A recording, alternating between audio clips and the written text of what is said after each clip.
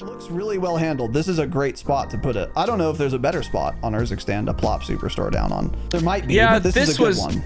So this was kind of the thing. It seems like a lot of people were not too happy with the placement, but that's kind of the thing. I'm not sure of too many other areas where you could have put it, because like the areas that are more open are generally on the outside of the map.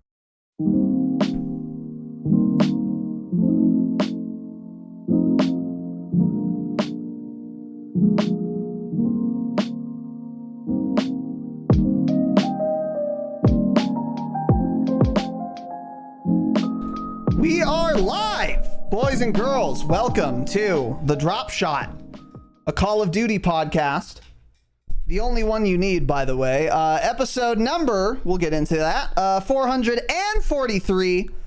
My name is Casey, also known as Razinon. Today, I am joined by the youngest of Tanners, which is not true. What they're saying? That's not what they're saying, actually. There are probably many Tanners younger than you. Although that name's probably gone out of style, I would say. Not a very common name. Yeah, I don't know. I know a couple younger people with that name, but not like that young, yeah. I know zero. You're the only one I know. Really? Yeah. I don't know many people, though. But anyways, whatever. Don't know anybody, yeah. Yeah, know this. Frog Thrust. Welcome to the show. Today, we've got a lot of fun and exciting stuff to talk about. Finally, we've had a couple weeks in a row of news podcasts, episodes that were bereft of much to talk about. Not so for this week. We got the Season 5 blog post. We got a lot of good, fun, and exciting info in there. We've also got some more details on CoD Next and the beta, and by extension, some Black Ops 6 info. Those are all kind of in the same vein. So we have a lot of exciting stuff to talk about today, and we are going to get into it very shortly. Now, before we get started, a couple of very quick announcements. We will get more into all of these announcements again at the end of the show, so if you want to hear more about all this stuff, stick around for the end. We'll go deep on all these announcements. But we got a new patron. We will thank you at the end. We got some more financial support. A generous amount. We will thank you at the end as well. We just released a Patreon bonus episode, our first gold episode for all of our patrons. It is Season 4 in review. It's a really good, fun, and exciting episode that is now live for all of our patrons. You can go listen to it now. Link is in the description, and we'll talk about that again more at the end of the episode. And then on Saturday, we are doing our Banger Resurgence POI tier list part 1. That's going to be our next public episode, and that's going to be fun and exciting as well. So again, if you want to hear more details on all of those things, we're going to go over it again at the end of this episode. But now we're going to get straight in to the content because we got a lot to talk about today. So first of all, we set up alerts on our live stream through YouTube. So if you YouTube, become a sub, become a member, super chat, or gift a membership, you will get a nice little alert on the overlay, and it'll say like, oh, this guy subscribed or whatever. And we will also thank you if you do that live, and we'll keep it in the recording. So if you're listening on an app, stay mad. And so just keep that in mind. And then also, patch notes changes already in effect. So here's where we would talk about patch notes or changes that have happened since the last news episode. But in the last 9 days, there has not been a singular patch. Not even one. Not even the like paltry, basically nothing happened patches that we've been getting. The anemic, like, oh, we fixed a bug that no one knew about. Not even that. We got literally nothing in the last 9 days. Now, I'm not that mad about that because we did get, finally, God bless, the Season 5 blog post and roadmap. And that's what we're going to get into right now. So, what they've been doing for all of this game's life cycle is basically this. They release a blog post and roadmap about a week before a new season drops. And that is where we actually have been learning most of what we can expect from whatever season, the season in question. Now, in the past, it was usually like we would wait until the day before, and then we get all the patch notes, and then the patch would come out. So we'd kind of have to like wait until then. But now we get the blog post a week early, and then we get the patch notes like on launch day or a day before. But the patch notes actually have a lot less info, and they tell us a lot less about the new season than the blog posts do. So this is going to be the meat and potatoes of what we can expect for season 5. Now, next week, next Thursday, we will be going over the season 5 patch notes, but a lot of what will be in those patch notes is just going to be rehashing things we're going to talk about now. So it's actually not going to take us very long once we get to that episode next week. So basically when that happens, we're going to go over patch notes for things that were not talked about in this blog post. And then we're going to kind of talk about our first impressions. So that's going to be a good episode. But basically, we're going to learn a lot right now about season 5. So starting off, we've got a picture of the roadmap. Yeah. And we will start here. Warzone map update. Urzikstan Superstore POI. Wow. So that's the first thing. And I guess we will talk about this a little bit now. Call of Duty released a video on Twitter detailing that we're getting Superstore. And it's like a cute little whatever promotional thing. And Was it cute? Well, we'll let you guys be the judge of that. But we are getting a substantive map update to Urzikstan in that they will be plopping down Superstore, a fan favorite POI from Verdansk, and it's going to be north of Lowtown, just across the water. And we might have an image to show you of exactly where it's going to be placed. But if you're not really familiar with that, and if we don't have an image, then I can just tell you they put it in a pretty good spot, actually. It's not like on the edge of the map or super out of the way. It's not like what they did when they added Storage Town to Caldera, where it was just like random and nowhere and no one ever went there because it was in like a terrible spot. That is not the case for where they put Superstore, which is good.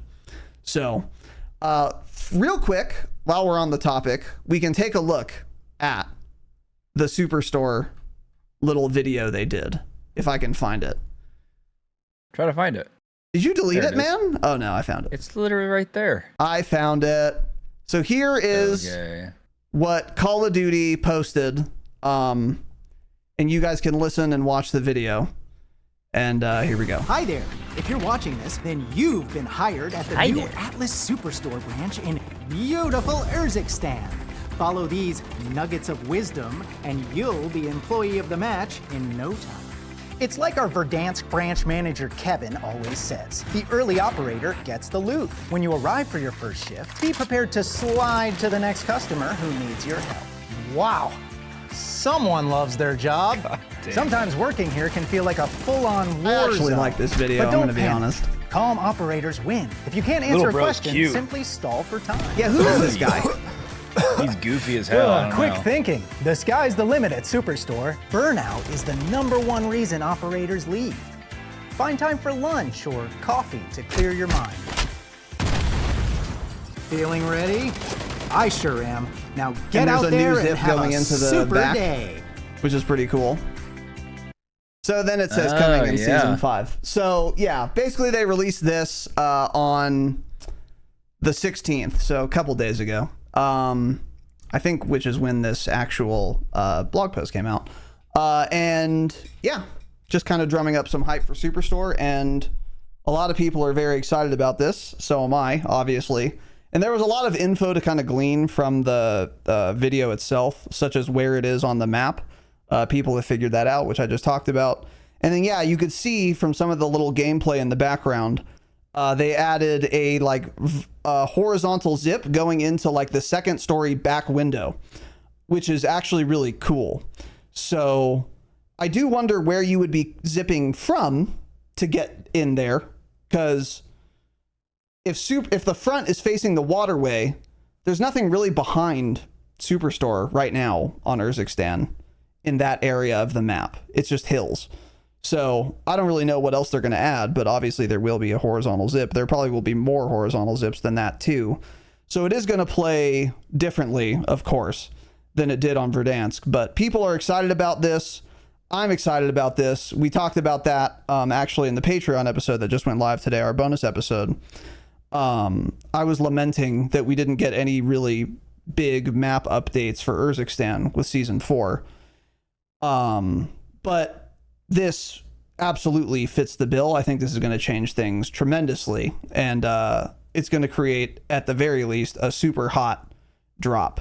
And it's central enough to where it's going to be relevant. Even if you don't hot drop there, you're going to probably have to contend with it fairly often. So I'm quite excited about it. Yeah, I'm trying to figure out. So the back side is, it's hard to tell from these screenshots. I think the horizontal zip comes in from one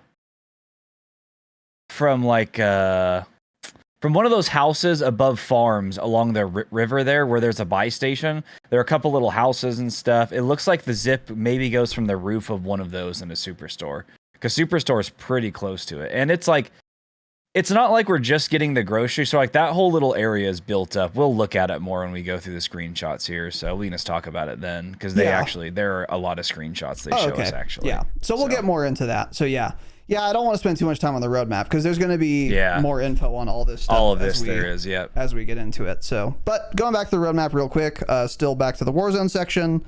We're getting Superstore Resurgence.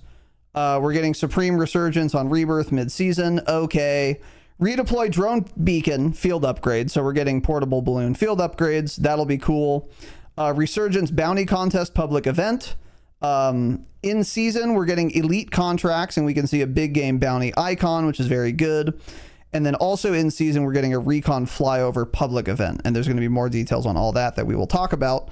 But most of that, pretty much all of that, actually sounds quite good, with the exception of Supreme Resurgence, just because I don't know exactly what that means. But everything else there sounds great, and we'll get more into the specifics on that in a moment. And then heading over to MW 3, so multiplayer and zombies, we're getting some new maps. We're getting some cool variations too, by the way, which we'll get into. An EMP grenade, which super won't matter. Some new game modes. Paintball, okay. Oh, that's cute. There was a very popular mod for COD 4 back in the day. That was a paintball mod. Like, you had like different paintball guns you could use. People designed a bunch of paintball maps. They were really fun to play, actually. Interesting. Yeah. It just like changes the aesthetic, and it's kind of cute. Right. Yeah.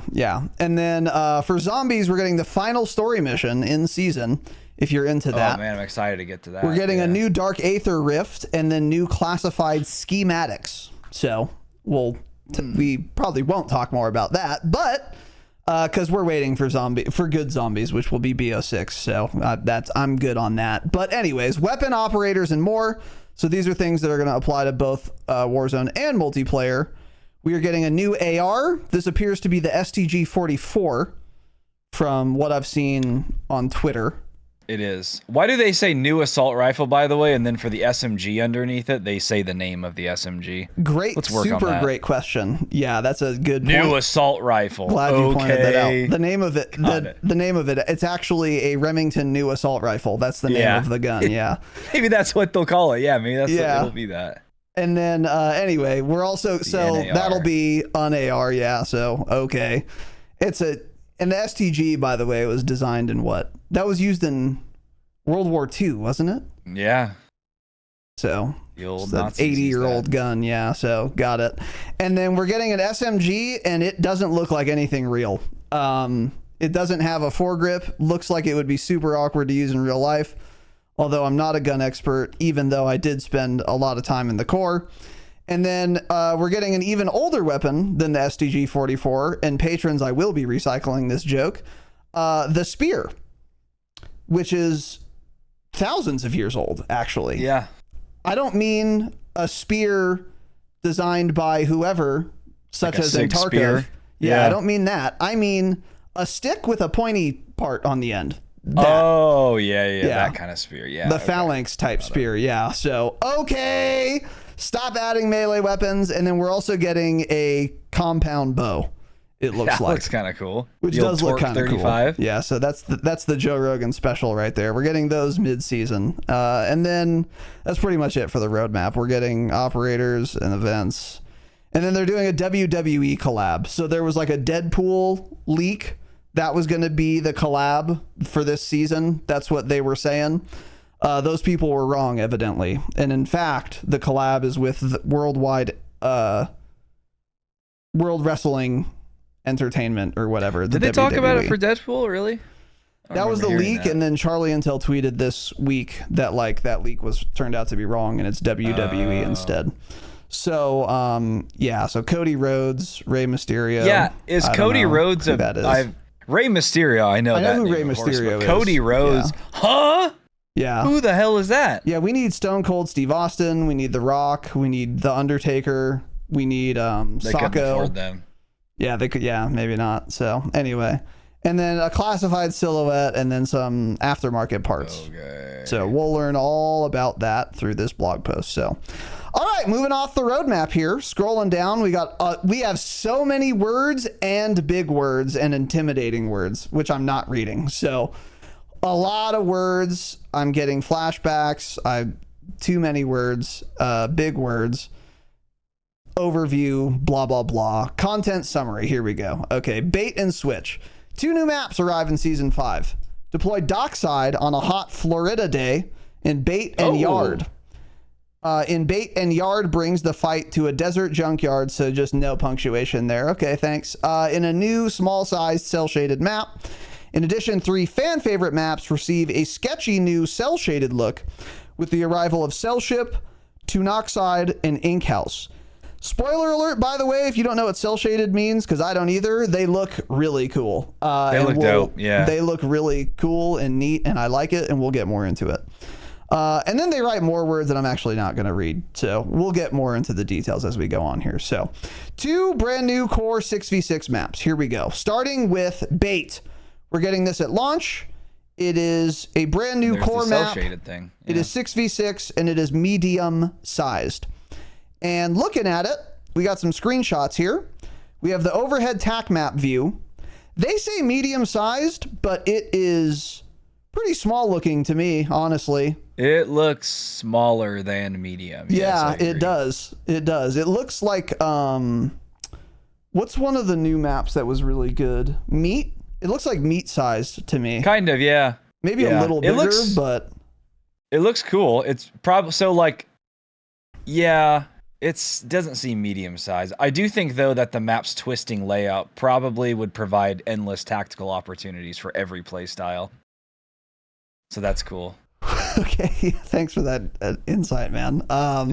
So anyway, yeah, this it's map a looks map. dope. It's cute. colorful. It's outside. There is some water, but it doesn't look like the water is going to be relevant at all because it's all on like one side. So the water won't be a big deal, which is good. I'm also kind of confused about that because, like, on the little tac map there, it's like highlighted red around the actual map, kind of. Yeah, so is the water not right. even playable, or maybe only a very small amount of it's That's playable? a good question.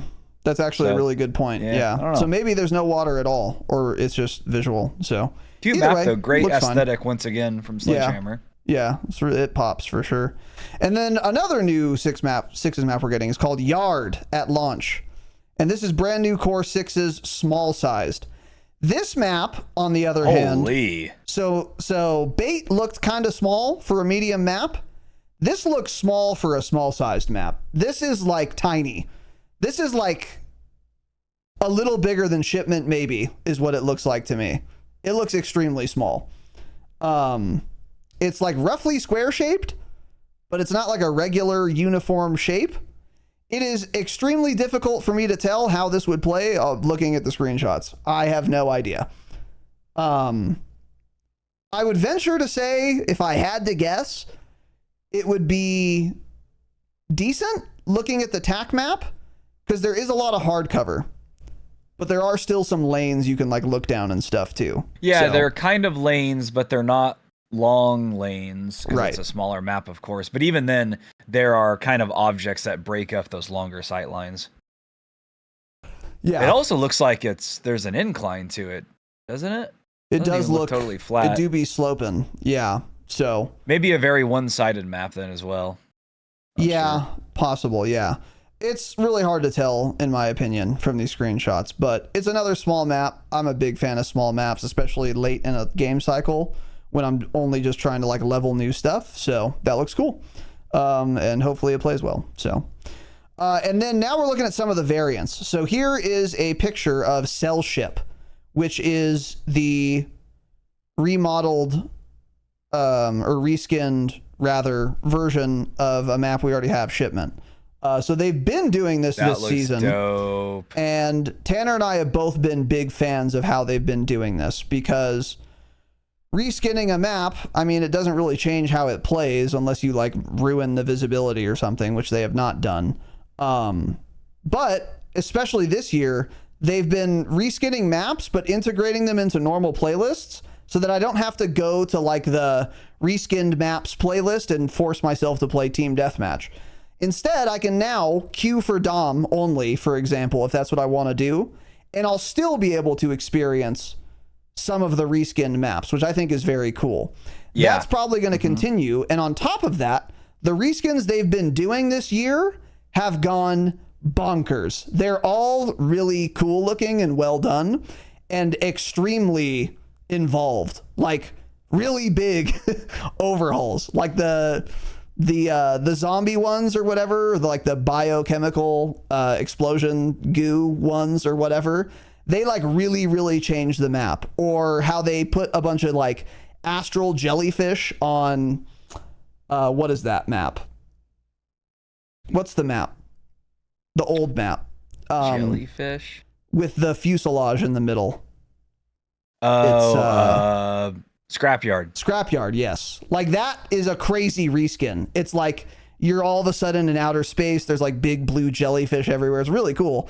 And now they're doing a little theme for all the reskins this time, and I don't really know how to describe it, so I'm just going to read it.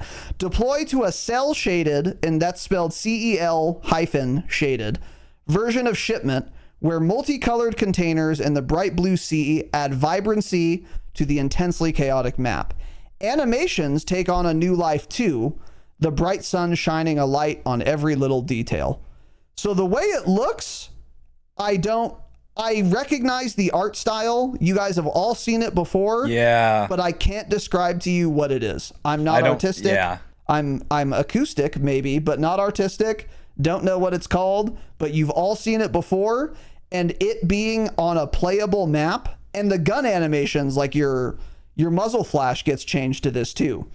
It's really cool. And really like dope looking. I like this a lot. It doesn't add especially Shipment. Yeah, Shipment especially on really Shipments. Cool yeah. It doesn't like add a new gameplay mechanic or weapon balance or anything, but if you love playing Shipment or like a bunch of small maps, it's really nice to get some like visual variety during your play sessions, and I think this is like really cool. I really like the reskinnings they've been doing this year. Because core Shipment looks terrible this year. So it does. This one That's looks true. That's this is a good the exact point too. opposite.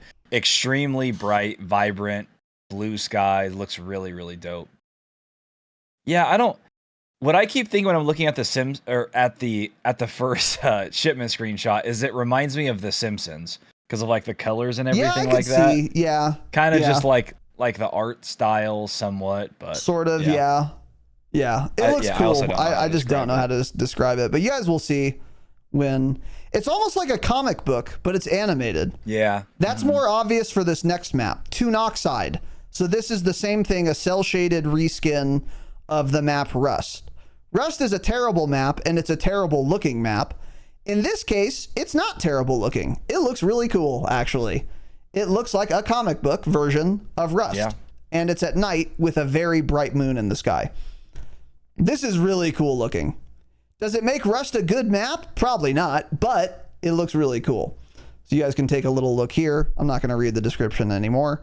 And then the last one is for Stash House. This one's called Ink House, which makes sense. And again, see some screenshots. It looks like a comic book, basically, but brought to life in 3D. Really cool. I'm a big fan of it. So there you go.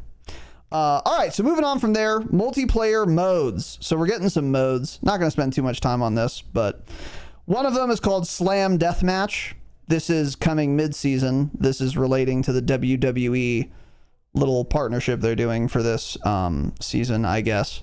Wrestle up your finest finishing moves in this spin on traditional TDM. It's still all about elims in Slam Deathmatch, but in this mode, weapons can only down your enemies. To earn points, you must finishing move them. That's kind of funny. That's a cute little... That actually sounds pretty fun. Because you get a down, and then you have to like down everyone else so that you have space and time to run up to them and complete the finishing move animation without getting shot by their teammates. This actually sounds a lot more tactical and fun than the goofiness of the mode implies, I think, actually. This, I bet you, would be a good, fun LTM. Yeah, this almost does sound like a fun Warzone, party where mode. you have to make sure you down the teammates before you go for the thirst. Same kind of deal, you know? It's pretty cool. So yeah, it's a really cute idea. I like it. Yeah, this actually, like, even if it wasn't like reskinned, if this was just a mode like finishing moves only, like that would be mechanically, I think that would play well. So that's pretty cool, actually. So anyway, yeah, that'll be one thing coming mid-season. The next one is an arcade playlist we're getting mid-season. Power up with the return of arcade, featuring 2 new strategic abilities and several exciting new power weapons. In addition, all arcade players will benefit from increased jump height and the ability to slam, non-damaging, to quickly return to the ground.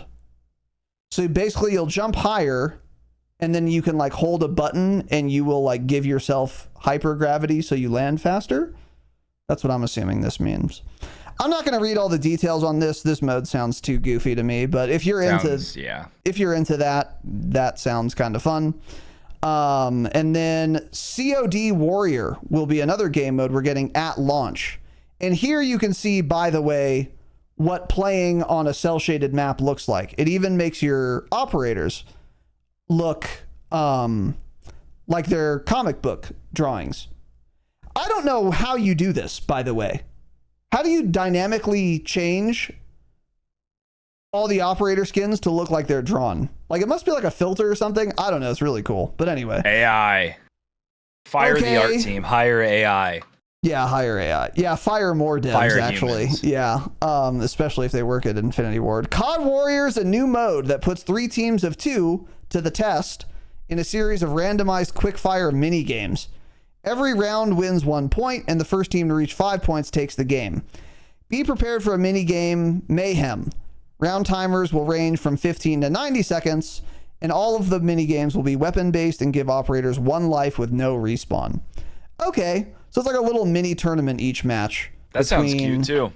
3 teams of 2. This would go bonkers at a Damascus hangout for our patrons. Yeah. That is available to everyone at patreon.com/Dropshot. That would be really fun, actually. So, anyway, they describe all the mini games, such as beat up the car. So each team spawns in with sledgehammers and a vehicle. The first team to destroy their car wins. That sounds awful. I mean, no skill, like luck based. All you do is run up to the car and start clicking as fast as you can and hope you win. That sounds insane and not fun. So, okay. I mean, you probably fight the other players. Team. Yeah, you're right. So you kind of have a strat. You have like one guy trying to beat your car. You have another guy running around griefing the other team. I didn't think about that. It sounds horrible either way, but... It does sound horrible either way, but it sounds less horrible if you're haranguing others. They're really thinking outside of the box, though, which I like. I mean, we have 5 game modes this season alone on launch of Season 5. And that is 5 more game modes than Infinity Ward designed last year for Modern Warfare 2. Great point. So, you're right. I mean, they really... Sledgehammer thinks of some crazy stuff. I personally don't like most of it, but it's really cool. I understand why people do like it. And it's just cute. And they come up with some excellent ideas, some funky little ideas, they say. I agree with you. 100%. And yeah, kind of like you just alluded to, even if this is not my cup of tea, I recognize that a lot of people would genuinely enjoy this because it is a good idea, even though it's not for me. And I like that. It's just good for the game. It's good for a lot of the player base. So I think that's cool. And like you said, the fact that they're even trying a bunch of crazy new stuff like this that bodes well for the future, because the more like crazy things and ideas and game modes you throw at the wall, the more opportunities that some gem comes out of that becomes like a staple in like 3 years in Call of Duty, you know? And this is something, this harkens back to, again, that episode we just did, season 4 in review, where Activision will try a bunch of things for a new game. Most of them will not be great, but like one of them will be the germination of a really good idea that they can iterate on and then actually becomes a staple and really good for the franchise, such as when we got the Gunsmith in MW19. It wasn't good, but the idea was good. And now the Gunsmith is really good on top of it being a good idea. So this is kind of like the same thing. I agree with you. So anyway, there are other mini games in this mode. We're not going to read them all, but they're all kind of like, silly. There's a lot of game modes, by the way. Geez. There are so many game modes that you won't be able to play every mini game. Oh my God, dude, they keep going. Yeah. So you play 5 mini games per match, but there are like 20 of them that are chosen from, so you won't get the same ones every time, which also makes the mode a lot more fun. That's very cool. So yeah, I agree with you. Shout out to Sledgehammer. Yeah, there are 15 of them. Wow. That's crazy. So and then other game modes mid-season, along with other surprise content. Expect 3 new game modes to arrive later in the season. One of which is Fishfection. Avoid the hook in this slippery twist on Infected. Equipped with only the compound bow and the spear as your weapons. That's funny. In Fishfection, whereas your goal to prevent getting eliminated by a bloodthirsty school of fish operators composed of previously fallen players. That's a cute idea, dude. That's a cute little take on Infected, Paintball is mid-season as well. Predominantly plays on small maps and in modes like Capture the Flag and Kill Confirmed. Gives players increased movement abilities for the duration of the mode and replaces all bullet impacts with paint splatters. That means every weapon is a one-shot kill, like paintball. If you get hit, you're out. So take cover behind a bunker of choice. Okay, that's pretty cool. And then Defuse or Destroy. It's an explosive twist on search. In this round-based mode, teams take turns attacking and defending bomb sites. The twist, the mode's rounds start with a bomb already planted in one of 2 possible locations, putting a literal ticking time bomb into play as teams alternate to defend and defuse. That's actually a good idea for a game mode, by the way. Yeah, that is. Search, except one of the bombs is already planted. That actually sounds really fun. It's like one of those modes where I'm surprised it's never been done before. Exactly. Maybe it has been, but say. Yeah. I haven't heard of it in COD. Yeah, that's another good idea. So it seems too obvious to have not been in the game before, though. So that's pretty much that for multiplayer. That stuff sounds and looks really cool. I'm a big fan. Yeah. Really dope. So anyway, moving on from there, multiplayer ranked play intel launch window. So as always, ranked play will be handled well, besides it being infested with cheaters. And the rules are going to be the same, and the restrictions are going to be the same, and the rewards are going to look dope. And that's pretty much what we have here. So there's new rewards. They look cool. The weapon camos look pretty dope. And then they go into all the details, and, we're not going to go through all that. So new tactical EMP grenade at launch. This deactivates enemy electronics and disrupts enemy sensors for a short time. Even if no equipment is affected, you'll still negatively impact the HUD of any enemies caught in the blast. So like people's holo sights, they won't have an reticle on it while they're affected, for example. And I think it removes your HUD as well, even in core, if you get affected by this, because we've had this tactical before, and that's how it worked. So they're bringing that back. It's not a very good tactical. Don't run it, so who cares? Zombies overview. On principle, not reading you any of this. Wait for Black Ops 6 zombies. That's the zombies intel. So now moving on to Call of Duty Warzone overview. So they do a content summary, lots of words and big words that I won't be reading because we'll get into more details as we go on. So new POI, Urzikstan Superstore returns at launch. So we already talked about this when we were going over the roadmap, but we're going to still look at this a little bit, and mainly we're going to look at these choice screenshots. As Tanner said, we've got a lot of them. So the first screenshot here is an aerial view of the Atlas Superstore, and already I am noticing I think, an interior zip that did not exist in Verdansk. So there were rappels, zip lines, on the outside of Superstore during Verdansk.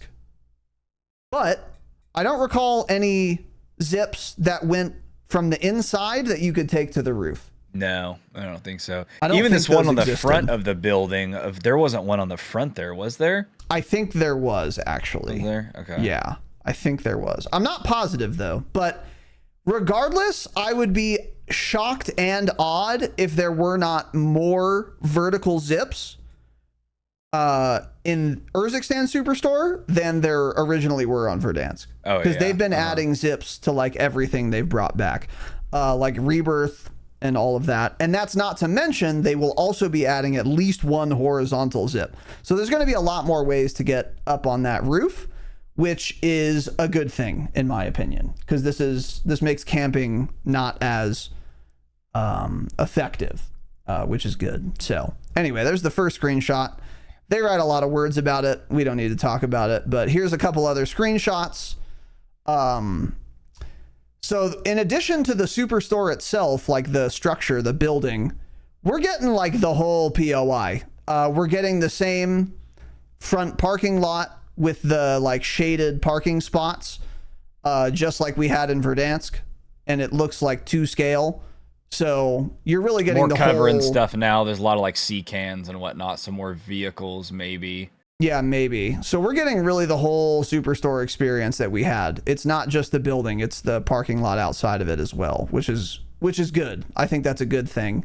One thing I do wonder is if there's going to be a buy station in that front parking lot like there used to be on Verdansk.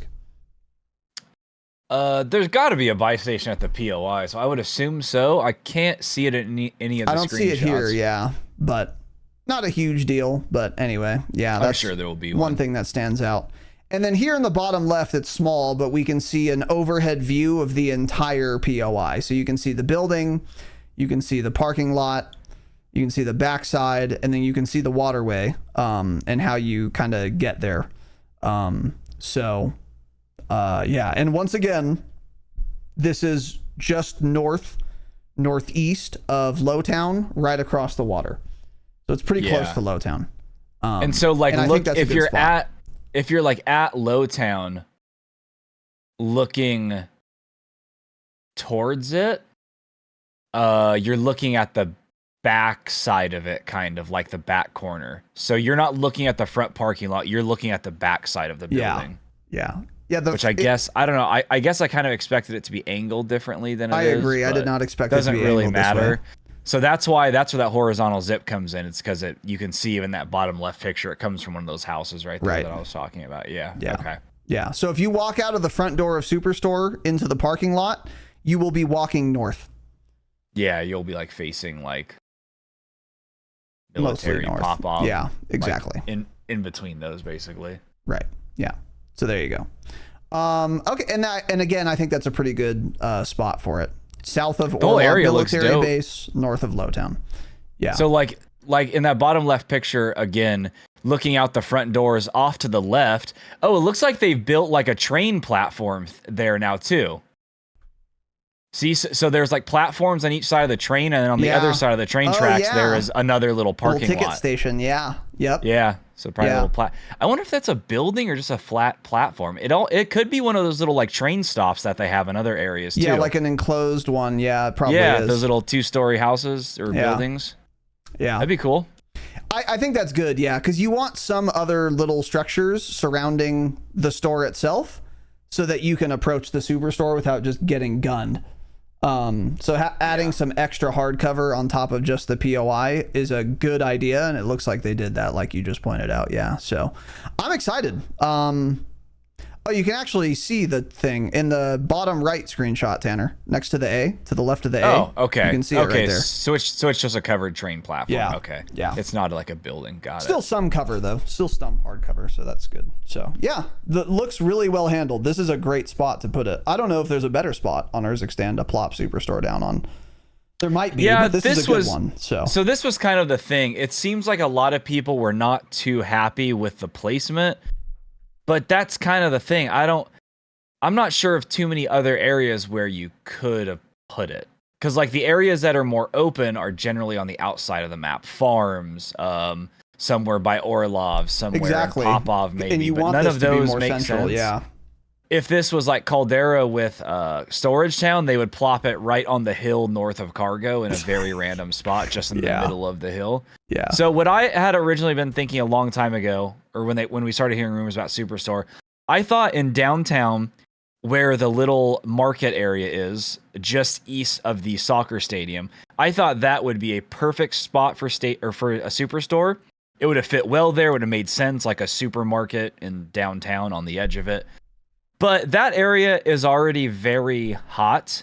And then plus with all like the skyscrapers there, maybe they thought that through and they're like, you know what? People are just going to be on these roofs, third partying, shooting people on the roof of Superstore, things like that. Yeah. So maybe they thought the new area made better sense. But I don't know. If anything, that'll make Old Town and Low Town very, very hot again, which they've been okay, but they're not nearly as hot as they were like 2 seasons ago. So that'll kind of bring that whole area Part of that back. was the buy station fiasco, but yeah, exactly, you're right. yeah. Because I love fighting between Low Town and Old Town on the northern end where the fire station is. That's one area where we are that place always is at. fun. There is a Yeah. bunker right there. So you can loot that bunker, hit the balloon out of the bunker, go land directly on Super. Yep. That whole area is going to go crazy now. In fact, Super is going to be so insanely hot.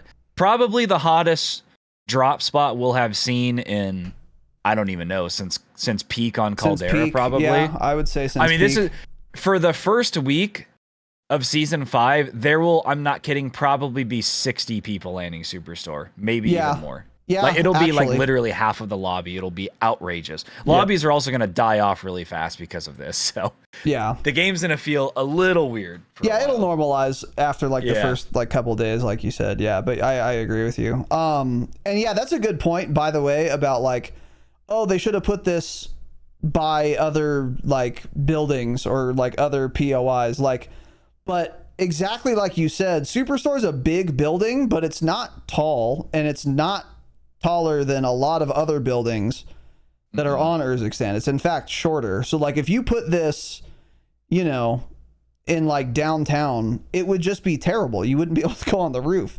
You'd constantly be getting landed on and shot at and sniped at, and it would suck. But when you put it here, and instead of being surrounded by taller buildings, you're surrounded by lots of hard cover on the ground, and then the hills to your north where you can get shot from, but it's fairly far and it's not as oppressive as a tall building next to you. I think that's going to play way better. So yeah. I agree with what you said there. I think this is a great spot, so that'll be cool.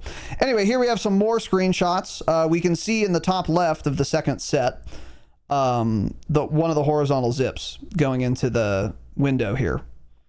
Can't really tell again where exactly that's coming from, but I'm excited to try it.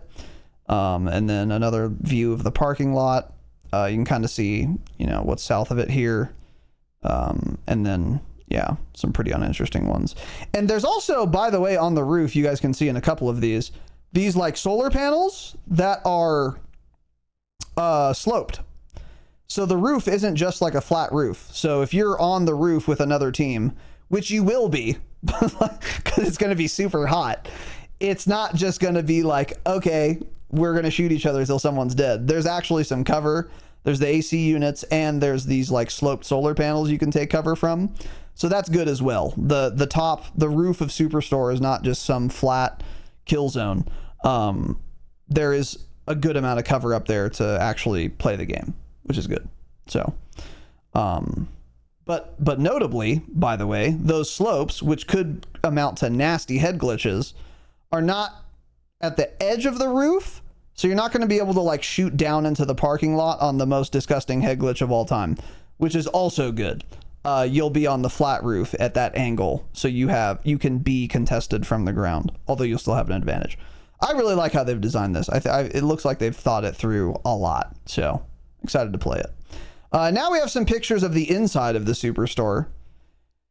In the top left of this set, you can see a horizontal zip that is inside of, maybe, actually. I actually don't know if that is a zip or if it's just like some No, rope. that's the zip. In the other set of pictures you're just looking at, look at the bottom right picture in that set. That zip that goes through the back window goes all the way to the inside. It doesn't stop at that window. It goes to the inside of Superstore. Right. Oh wow. Yeah.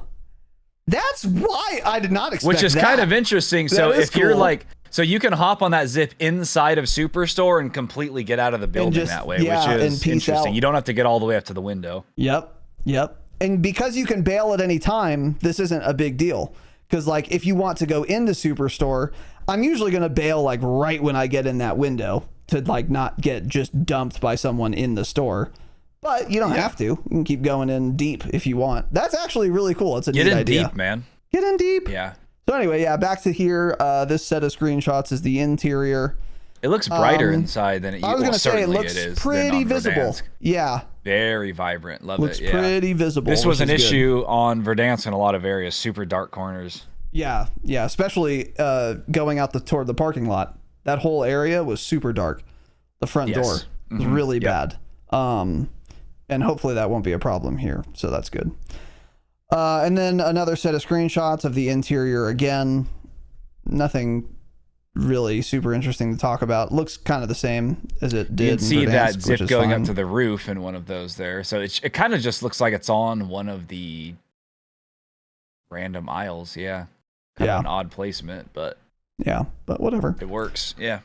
Yeah. So the big question, like you said, is how is the visibility going to be inside? And we don't really know for sure, but based on the screenshots, it's looking pretty good. Looks just about perfect. I would be shocked. We have a bakery inside now. Verdansk, so I think we got a little. I think we got quite the facelift. Looks like there is a closed-off freezer section now. That did not used to be there. I don't believe. I don't remember really and what was inside too much. They have a bakery. Ooh, get some fresh sourdough, man.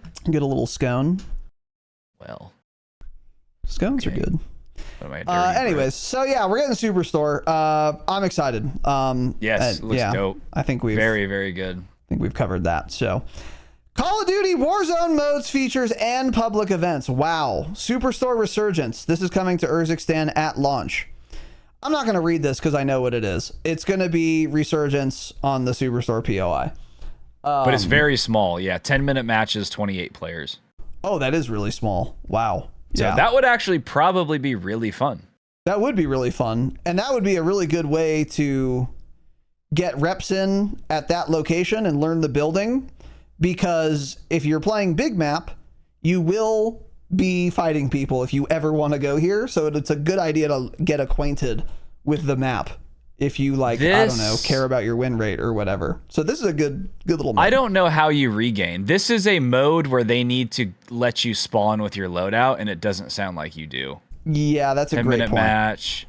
Because it's like it's just that exact little area. So how are you ever going to land again? Some guy's going to have his loadout on the roof and kill everybody out of the sky. So it can be fun, but also, they really need to just spawn you with your loadout for this. When it's that slow, I mean, and it doesn't say you do. You're right. It does not say you do. So this mode actually will probably suck because of that. Because once you get wiped or once you die with your loadout, you'll be screwed the rest of the game. Well, another question is, when do you get your loadout in this mode? It's a 10-minute match. Yeah. My loadout arrives too late on regular Resurgence, so how late will it be here? You get it at 6 minutes, Yeah, exactly. So we'll see about that. But it has potential, but you raise a good point. So anyway.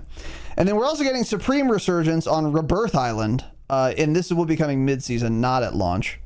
Okay. I'm noticing in this screenshot, by the way, these black and gray parachutes, those look dope, and I want one, but it's probably a Black Cell parachute. It is Black Cell, yeah. Okay. Bro's getting scammed. Bro got the third-person parachute setting, and now he wants to pile the parachute bundles. Parachute skins. You know what would be a cool rank reward, by the way? It's working on him. No. What? Again, back to what we talked about on Patreon. Another cool ranked play reward would be a parachute. So if you get iridescent, it's iridescent color scheme, and it says iridescent in massive letters on your giant parachute. So you could even read it from underneath. Idea. That would be a dope reward. Because then you'd know you're getting landed on by Biffle when it says top 250, and then he just nag dumps you, or Vexo or some other cheater that you've never heard of on their 8th account. And actually on their first account because they never got banned because they don't ban cheaters. Supreme Resurgence is back mid-season again. So on Rebirth, it's filled with exceptional ground loot. Doubt it. This includes powerful meta-inspired weapon blueprints with cool camos. Okay. I'm glad the ground loot has cool camos. Thanks. There's a premium price for loadouts. So obtaining these weapons is recommended. Sounds awful. Sounds so bad. Well, I mean, it sounds like regular Resurgence because I can never get a loadout anyway, so I have to use the ground loot, and it's just bad. I mean, you can tell from these images here. I mean, the guns have extended mags, Bruin heavy support, underbarrels, Spirit fire suppressors. Looks like one of them has the Costas Let's see break. if you feel that so way they after probably I read this sentence. Experience these and other changes to the Resurgence formula, including additional health for all operators. I mean, I don't like the health, no. Yeah, but the actual gun builds look nice. Yeah, this isn't something I would play. No, of course not. This sounds dang it, but you get the spilled beans weapon camo if you play it. Yeah. So, okay. That's coming mid-season and I will not be playing it. Stop changing health values. That's like the worst thing you can do. Even in an LTM, I hate it. With maybe the exception of Iron Trials, I guess, but at least it's additional health every single match and not just sometimes like with the stupid extra plates event, to be fair. So it's not nearly as bad as that. But anyway, there you go. At launch in Resurgence modes, there's going to be a new public event as well, Bounty Contest. Now, last season... I thought this was for everything. So here's the thing. Yeah, of course not. In Season 3, we got a ton of stuff for Rebirth Island. And in the blog post when we had covered it, they had never really detailed what is for pubs and ranked and what is for pubs only. In hindsight, we now know that almost nothing was included in ranked. So unless they state otherwise, I'm going to assume, and you guys should too, that all of these new Resurgence mode features will not apply to ranked Resurgence. Because I know a lot of you who play Resurgence really only play ranked. I'm among you. So keep that in mind. We are getting, for example, this new public event at the launch for Resurgence modes, but I very much doubt it's coming to ranked because none of this stuff did in Season 3. No, this won't come to ranked, yeah. So anyway, prepare for heated battle when this public event activates in Resurgence. When it occurs, every squad is instantly given a bounty contract to complete within the designated time. Eliminate the target to accrue kudos, okay, as well as some in-game cash. Then move on to the next squad member, progressing until you wiped out the whole squad. With every squad sent on a bounty at once, expect fierce fighting to occur across the map. Squads going on a bounty streak should also expect to rack up some serious money at a seriously quick pace. That sounds actually pretty cool. And it's gonna it did sound cool. I thought it was in BR. It would be much better on BR because in Resurgence, I don't have trouble knowing where people are or finding them. So I'll get a bounty contract, but it's probably not going to change who I'm fighting because it's such a small map that I need to fight whoever's like a threat to me and close to me. You know what I mean? So like getting a bounty is just kind of like, I don't know. It's actually not that cool now that I think about it more. At least on Rebirth. Yeah, like this might be relevant on like, I don't know, Vondel. That would be actually cool. Yeah, like Vondel Resurgence. But like on Rebirth Island, this isn't going to change who I'm fighting. And it's not even going to really give me intel because like I already know there's a team in that building. There's a team in every building. It's Rebirth. You know what I mean? So. And I like how for the screenshot they show talking about this bounty contest public event that's only available in Resurgence modes, it's a picture of Battle Royale on Urzikstan. So, okay. That's hilarious. You're right. That's a great point. It's the bunker by Superstore on Urzikstan. Yeah. Okay. And it's 3 bots. This doesn't even make sense for Resurgence, dude. It literally would have made more sense for VR. Yeah. So, all right, cool. Classic. So, doesn't hurt the game, but it doesn't really help it. So, that's the CoD classic. But anyways, new feature, redeploy drone beacon field upgrade. All modes, W, at launch. So this is just a portable balloon field upgrade. This is going to be added to the game. They talk about it a little bit. There's not much to say. It'll function like they have.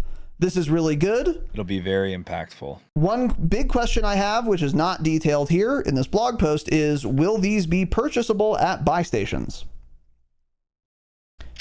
That is the question. I'm gonna say they will be. I Yeah. think they will be. Yeah. Either way, they will probably be pretty common. I agree. I think either way, this is going to be really good, and you'll definitely be using them. But I'm just curious if they'd be at buy stations. So I'm gonna throw one on the top of Trump Tower, see if I can hit the skybox limit, hit the roof, hit the ceiling, you know.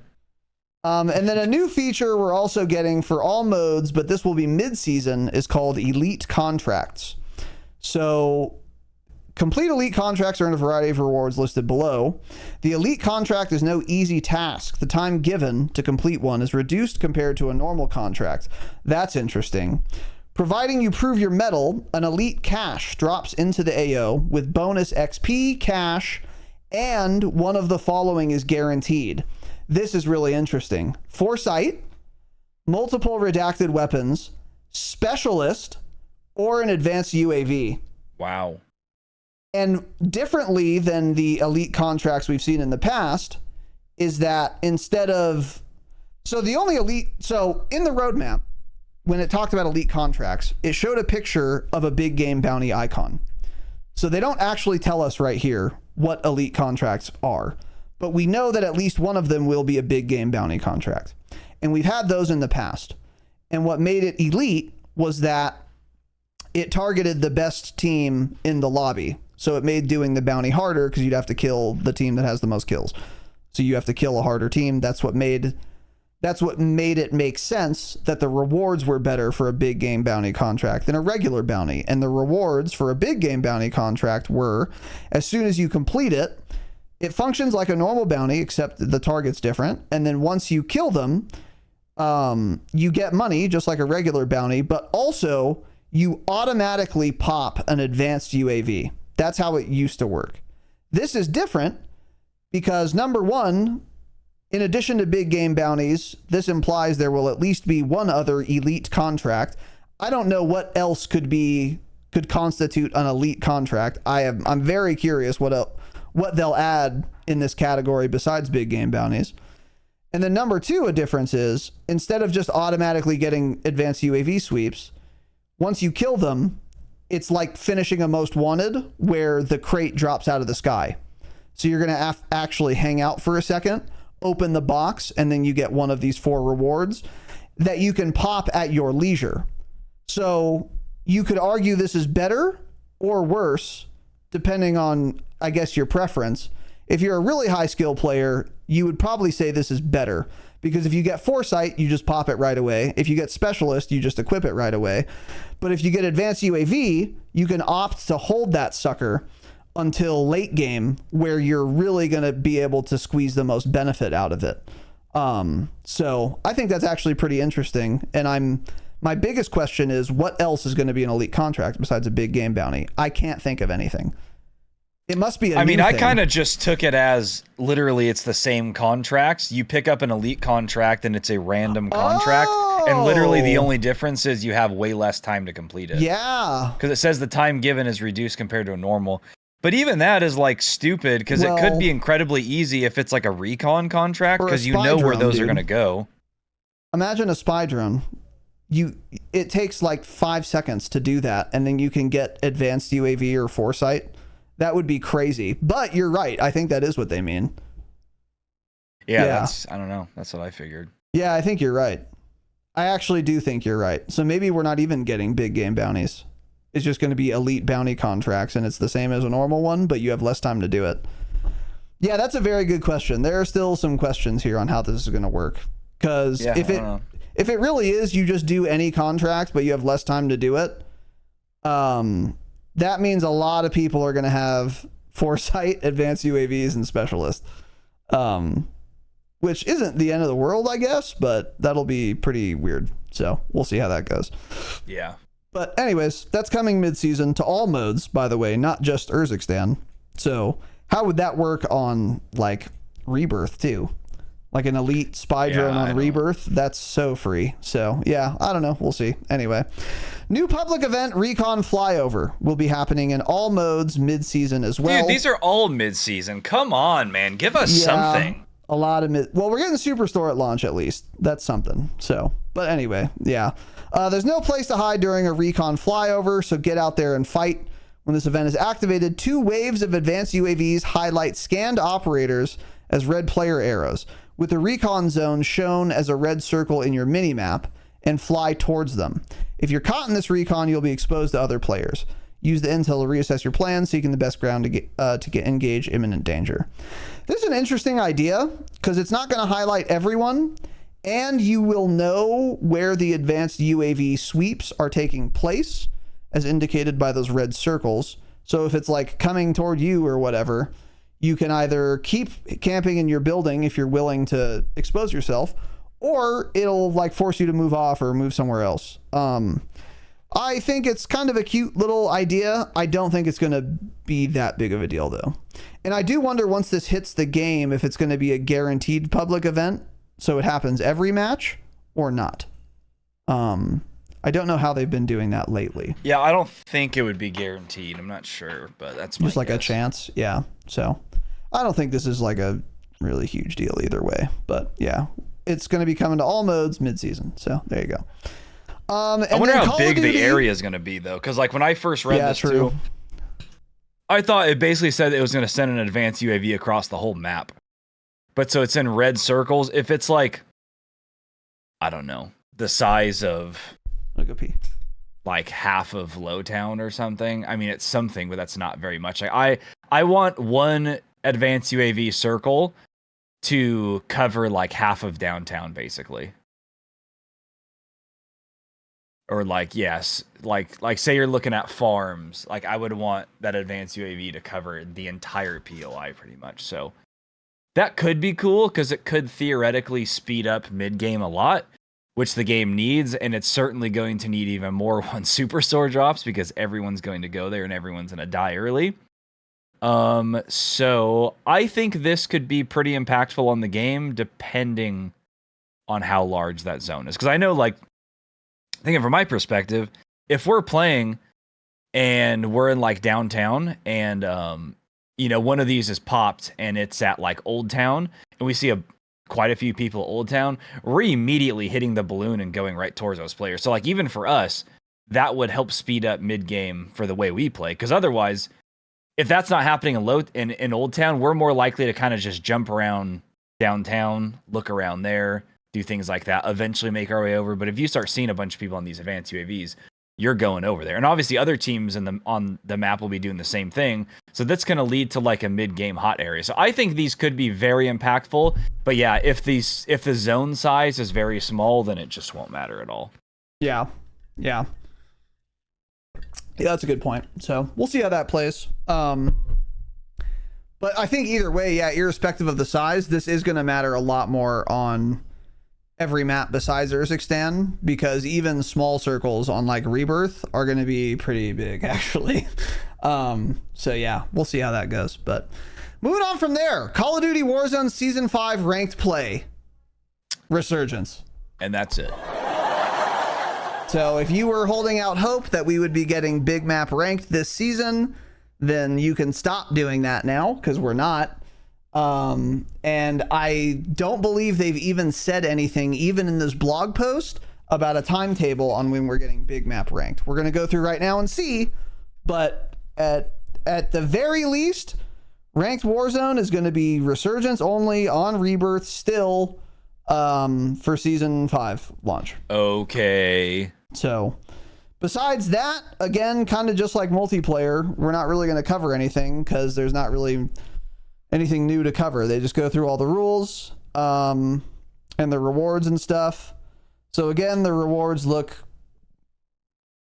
well, that weapon camo or blueprint does not look great, honestly. I don't love it. It says ranked play on it, but you know, whatever. The weapon camo actually looks really cool though, like the shattered glass kind of deal, and that emblem looks dope. But anyway, yeah, they show some of the rewards, whatever. And again, yeah, not really going to go through all this. And then here's another section of the rewards. Oh, so now, okay, yeah, that's it for ranked. So yeah, ranked, nothing is changing, really. It's just going to be a new set of rewards, but like they're not changing the SR deployment fees, anything like that. By the way, the same. On Ranked Resurgence, earlier today I saw Iceman Isaac tweet. He said he did like the classic retweet of like everyone's been doing of the Biden tweet where he tweeted "I'm sick" and then there was a tweet attached to it that was like of Elon Musk. So people keep retweeting that. So Isaac retweeted it and it says "I'm sick" and then he says of ranked play being on Rebirth. And the Ghost of Hope said we were gonna get Vondel ranked at one point, but they canceled it. And that's kind of what I had talked about like last season and a half ago. I was like, dude, Vondel ranked, even if you don't like the map as much, I think would play way better for a ranked mode because it would feel a lot closer to BR. Yeah. And then even Isaac was like, Vondel's customs played way better than Rebirth customs by a mile. It would have been nice to have something different than 3 seasons of Rebirth. So yeah, it's missed opportunity. Not great. Yeah. Not great. I mean, it literally seems as easy as just swapping the map. Like, don't even waste your time changing how the SR values work. Nobody cares at this point. Just give us a different map at least to change things up. Yeah, I agree. It's especially odd that we got Fortune's Keep for 1 season and then we got Rebirth for it'll be 3 seasons now. Yeah, because it seems like odd. this wasn't the original plan. It's like they were trying to release Urzikstan ranked play maybe like season 4 and then everything fell apart. Yeah, like a season on each map or something. Yeah. Something like that. Yeah. So I will say though, I'm glad Fortune's Keep did not get equal time as Rebirth. Oh yeah, to be clear. Fortune's Keep is horrendous. Yes. But anyway, yeah. So ranked Warzone this season, nothing is changing like at all except the rewards. So okay. And then season 5, regular Warzone rewards. So that we talked about a lot of this on the Patreon episode we just released, available to all patrons. Patreon.com/Dropshot. Shut up. They introduced this with season 4, and the reward tracks were a couple of categories like social, game modes, whatever. And they're bringing that back. And the rewards for those challenge tracks were weapon camos. Very cool weapon camos, but not animated ones. So in season 5, they're releasing 4 more challenge tracks in Warzone. And they are combat expertise, cooperation, mobility, and redacted. So, for cooperation, assemble your squad, work together to eliminate enemies, and share your cash.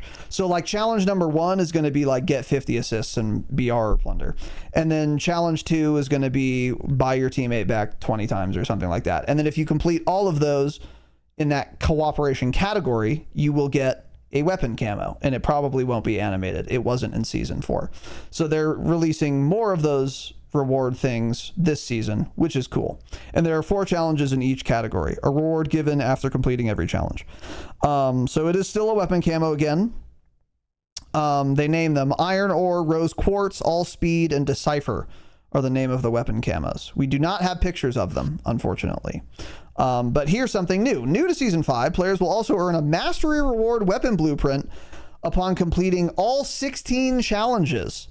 Wield the Sports Icon Bruin LMG, a black and white precision blueprint featuring the Jack Glassless optic aftermarket part and a 60-round mag for sustained fire. So, yeah. So this means one of 2 things. Either 1, they're giving us, as the Giga Challenge reward, a blueprint for a gun that is not very good. Or 2, they plan on buffing the Bruin. I guess we'll see. But I'm leaning toward the former, frankly. Because they pick random weapons to give blueprints. I would be totally open to that. That's what it seems like. It's just random. Yeah, they do that all the time. But still, I like that there's like an additional reward for doing all the challenges. That was a missed opportunity in season 4. It should have. Listen, even now, another missed opportunity. It should be as simple as this. You complete all 4 categories of the challenge. So for each one of those categories, of those 4 you complete, you get basic weapon camos. And if you complete all of those, so the 16 total challenges, whatever it is, then you get an animated camo. Why give us a blueprint for a gun that nobody uses? I agree. That would just give us one single animated camo for doing everything. Yeah. Yeah. Or for each track, you get an unanimated camo, but if you do all 16 challenges, then you unlock an animated version of the 4 non-animated versions you've already unlocked. That would be cool too. Yeah, but that sounds cool too. There's a lot they could do, but yeah, they don't mention that these camos are animated. It's possible they will be, but they weren't I guess last that's time. True. It is. Yeah, it is possible they could. It is possible actually. So yeah, we'll see. I didn't think about that. Okay. Anyway. Today's episode is brought to you by our Patreon, where we offer our members all of our episodes early access and ad-free. Starting just $5 a month at the gold tier, patrons also get 3 raw, uncensored Call of Duty bonus episodes every month, in addition to every bonus episode we've ever done in the past, and a unique Discord role as well. This month, we are also doing Resurgence Rebirth Island Customs for all of our patrons on the 25th, Saturday, 5 p.m. Pacific time. So now would be a great month as well to join. You could come kill me, kill Tanner in-game, of course, or attempt to. You won't, I'll dunk on you. And you get all the other Patreon goodies, of course, as well, including, once again, the bonus episodes. Our first one this month was Season 4 in Review. Tanner and I spent almost 2 hours in that bonus episode, which just went live, so it's now live for all of our patrons, going through season 4, what we got, what ended up being impactful, what predictions we had that ended up being correct, what ended up not being impactful, and then kind of looking ahead from there. It was actually a really good episode, and a lot of things happened in season 4 that we had kind of forgotten about, and it was actually a really good season in retrospect. So we talked a lot about that, and we went into obviously way more detail, but that was a really fun one. And then we got 2 more bonus episodes cooking this month that are going to be pretty different than bonus episodes we've been doing in the past. One of which is going to be probably on something season 5 related, and then another one is going to be a mixed bag episode. So we're going to talk about probably tax stance, if it's good or not, and the smoke meta, and other kind of micro topics all in one. We've never done an episode like that before, and I'm very excited to do it because we're going to be able to cover a lot of ground that way. And those will all be available for all of our patrons. If you wanted even more than that, at $10 a month, you would be a platinum patron, which gets you everything we've talked about, plus one Q&A episode where only you guys can ask the questions or hear the answers. And these are Q&A questions where you can ask about any topic, not just gaming. And then the Damascus tier at $20 a month gets you all of that and a behind the scenes episode, a monthly Damascus only patron hangout, and access to the Discord Damascus Lounge. And for this month, we've already recorded our Q&A episode and our behind the scenes episode where I went into a lot of detail about my fun and exciting hospital excursion and some other podcast behind the scenes stuff. So if you joined at Platinum or Damascus, you would get this month's content right away. Did you hate hearing this ad? Do you want to come to the Rebirth Island Customs this month? Then sign up for the Patreon. Let's get back to the show. Next is Warzone mobile overview, which once again, on principle, I will not be reading. If you're listening to this, then you don't play Warzone mobile probably. So lots of words, big words, and then connected content overview. Nothing to really go through here. Oh no, there's stuff to go through here. Weapons detail. So they write a lot of words, big words. And we're getting now into the new guns we'll be getting. So the first one is called the Static HV. It is a submachine gun we are getting at launch, and it will be in Battle Pass Sector 6, so you can get it right away. It has 18 levels, and here's how they describe it. Bring compact lethality to the battlefield with this small sub chambered in 5.7 by 28 millimeters. Is that P90? Maybe? Yeah, I don't know what that is. Because that's not a Makarov, and it's not a 9mm either. So I don't know. The weapon boasts a high fire rate and significant ammo capacity with a base of 50 rounds in its factory magazine.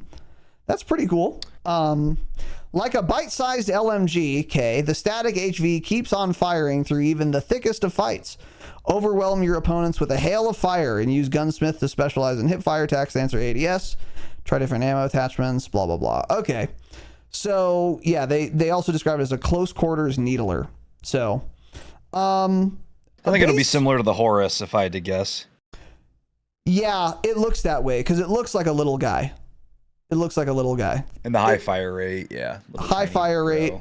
I do like, though, that it has a base 50 round mag, because that's basically a free attachment slot. which means even if this gun isn't super good, it becomes a little better because you're getting like an extra attachment slot over most other subs. Usually that doesn't become relevant, but it might be. But it's impossible to say if this gun's going to be good or not until we get it. So, or if the fire rate's too high, then 50 still won't be enough ammo. That's also possible as well. Yeah, exactly. So, don't really know, but it looks different. So we'll see how that goes. Anyway, and then the STG is what they're calling it. The assault rifle. So it's not called the new assault rifle. It is called the STG. Got it. It's not the Remington new assault rifle. It's the STG. Yeah. So this is an AR we're getting at launch in Battle Pass Sector 7. This has 21 weapon levels. And it looks like an STG, but modern. So there's no like wood stock on it or anything like that. I don't know if these are made in real life, by the way. Do any gun manufacturers make modernized STGs? I don't know. Seems like a weird decision to do, but that's what this looks like. So anyway. I don't think so, man. But you never here's know. what they say. The rifle that heralded the age of the AR is a global standard. Fully auto and chambered in 7.92 by 33. What? Is that how it was originally chambered? I've never heard of that round. Probably just some weird German some goofy round, yeah. This is a hard-hitting primary weapon. That power results in a signature recoil pattern that, though noticeable, is easily controlled for accurate fire. The weapon's high-quality iron sights potentially free up an extra attachment slot. True, the STG does have good irons. If you forego an optic. They're listening to this podcast. We talk about that a lot. Fine-tune your playstyle in Gunsmith with attachments like a 60-round mag and the Jack BFB aftermarket part. Stop giving me tips on what attachments to use. Yeah, I don't need them. Nobody used the Jack BFB, man. You guys gutted it. It sucks. Yeah. However you build it, its powerful base ensures you'll come out with a reliable weapon. So, okay. Default 30-round mag, looks like. But I'm glad that they mentioned that this has a 60-round mag attachment. Normally, I wouldn't care because I would say that's, of course, a given. In the olden days of Warzone. But these days, it's actually not a given. There are a lot of guns I would otherwise be using that I don't, because the biggest mag I can put is 40 rounds. So this gun is not automatically disqualified like some other guns I would like to run are, because it does have a 60 round option. So that's good. It does have great irons, meaning this is potentially going to be nasty for ranked resurgence on Rebirth, where you don't really want or need zoom. You get nice irons, you throw on a 60 round mag, and now you have a free attachment slot to get whatever you want, high grain or more recoil control or something like that. Pretty tasty if the gun is good, which we have no idea. Yeah I know. It would be very fun because, like I said, I always really like the STG irons, so I think this would be a fun gun to use if it were meta, but fortunately, I have a hard time believing it will be based on what we've been getting. Yeah. This is, once again, just like with the sub, it's impossible to say if this is going to be relevant, because not only is it going to depend on the stats of this gun and the sub, it's also going to depend on what other weapon balance they do on the launch of Season 5, because they're definitely going to tweak some guns.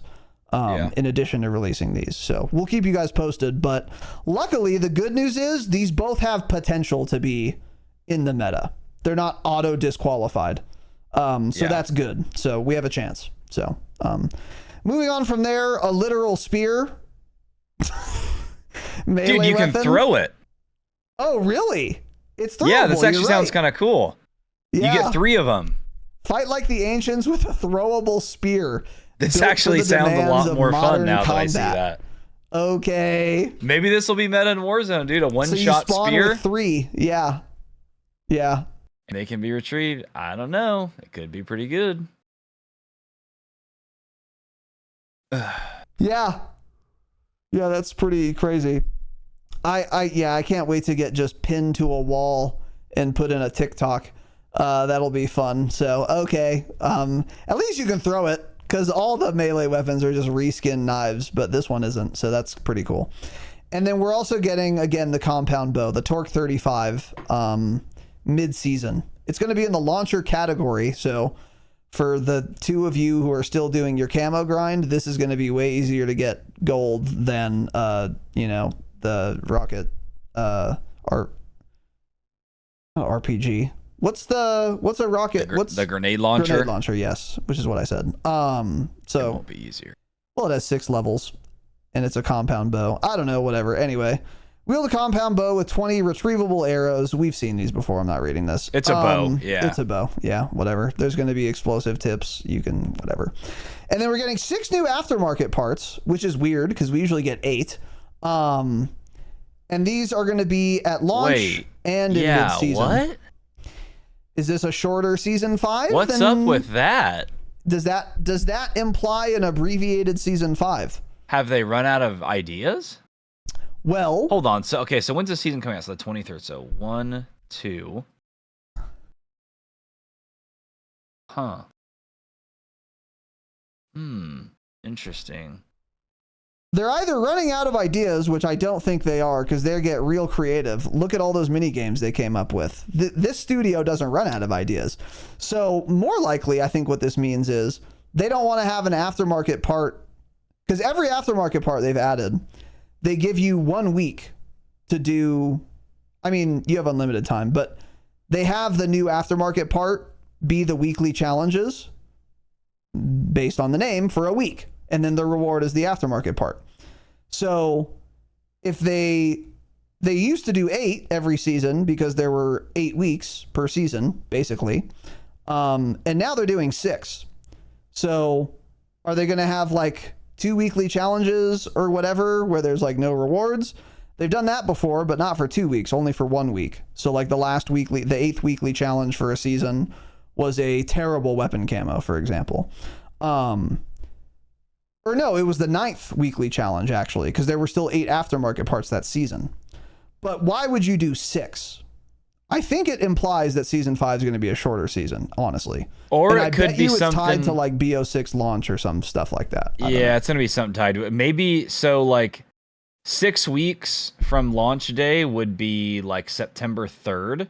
So maybe basically for 2 weeks, we're going to have some other in-game reward unlock system to do something related to BO6. Because CoD Next is, that last week of August, and then the first week of September is when we're going to have like the beta and stuff. So yeah, maybe they're just kind of skipping those two because of all that going on, or... Yeah, I don't know, because Matt brings up a good point too. There's usually 2 weapons as weekly unlocks as well. But still, we've always gotten 8 aftermarket parts per season, haven't we? If not always, most of the time. I don't remember there being as few as 6. Yeah, I think it's been 8. So I think something is afoot. But anyway, let's talk about them. Get attached to 6 new weekly aftermarket parts, K. Being introduced in Season 5. Usually unlockable via weekly challenges. So here we go. And then here is a picture of some of them. So you're getting a blunderbuss for the Moors, okay. Let's read some of them. So most of these are going to be goofy and not relevant, but some of them might be, like the Horus one we had last season. The Jack Widemouth barrel for the Moors sniper. It's crafted to accommodate magnetic ball bearings that shatter upon firing, creating a barrage of small and lethal projectiles.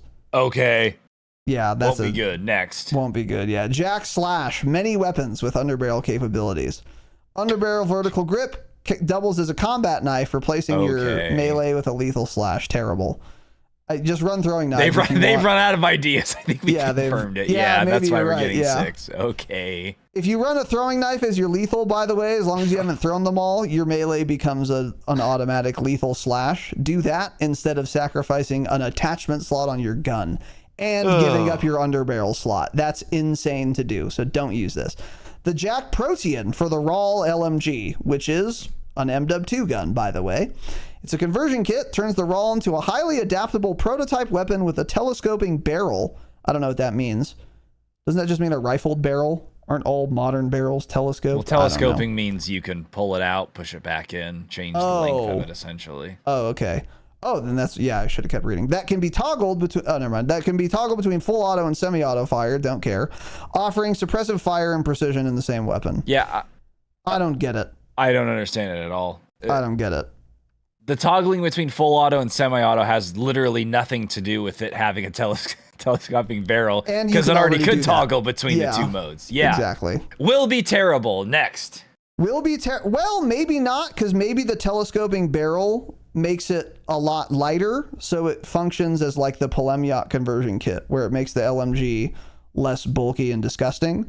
But the odds are it will not be good, like you said. Will be terrible. Next. Anyway, yes. The Jack Cataclysm will be for the RPK LMG. Command the battlefield with this 50 cal conversion kit. See ya. Yeah, next. Will be bad. Next. Well, hold on. Slow yet powerful with a high capacity drum mag. This kit is your enemy's nightmare. That does not work in Warzone. Slow but powerful does not work. Yeah. Well, yeah. Bad and right. Next. So anyway, Jack Devastators for the Reclamer 18 shotgun, which is the new shotgun we got, which is not good. This aftermarket part makes it a dual wield Reclamer 18 shotguns and become a mobile artillery barrage. Oh. Accuracy and recoil control are minimal, but destruction is maximized. This will be terrible. For sure. It's going to have no damage range. The first damage range is going to be 0.7 meters with 5 attachments. So I doubt it. Maybe, but I doubt it. So anyway. True. And then the last one, the Jack Death March. Change it. This is for the Ball 27 AR, which does need some love. It needs a big buff. It needs lots of love, actually. This aftermarket part replaces standard ammo with high voltage power cells and the barrel with a photonic scatter barrel. Okay. Fire a spread of lethal laser blasts that take down enemies at short range. Dog poop. Bad and next. Will be bad. It's lowering your damage range. That will suck. And there is no next, buddy, actually. That's it. So I can almost guarantee, unlike last season, not only are most of these going to be not good and unusable, all of them will be. I think so, man. Yeah. There is a very, very small chance 1 or maybe 2 of these will be somewhat relevant, but I doubt it. So that's a shame, but we tried. And if that is not true, we will let you know when they come out. So anyway. Next Black is Black Cell. Cell, don't care. And then this is probably pretty much it. Yeah, so here's the battle pass, blah, blah, blah.